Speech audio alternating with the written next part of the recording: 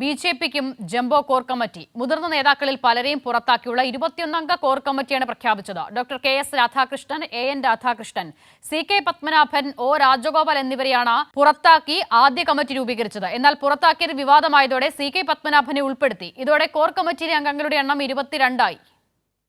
കന്യാസ്ത്രീകളുടെ അറസ്റ്റുമായി ബന്ധപ്പെട്ട് ബി.ജെ.പിയിലുണ്ടായ ഭിന്നാഭിപ്രായം ഒഴിവാക്കാനുള്ള നീക്കമായാണ് ബി.ജെ.പിയുടെ jumbo core committee എന്നാണ് കരുതപ്പെടുന്നത്. വിഷയത്തിൽ സംസ്ഥാന നേതൃത്വത്തിന് വിരുദ്ധമായി രംഗത്തെത്തിയ കെ.എസ്. രാധാകൃഷ്ണനെ കോർ കമ്മിറ്റിയിൽ നിന്നും പുറത്താക്കി. മീഡിയ പാനലിസ്റ്റ് ലിസ്റ്റിലും കെ.എസ്. രാധാകൃഷ്ണൻ ഉണ്ടായിരുന്നില്ല.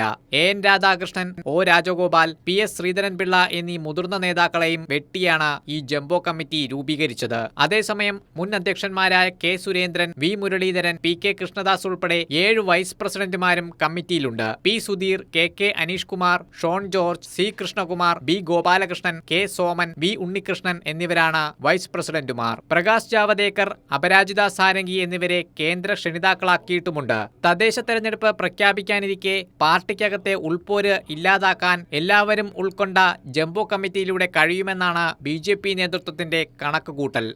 കൈരളി ന്യൂസ്, തിരുവനന്തപുരം.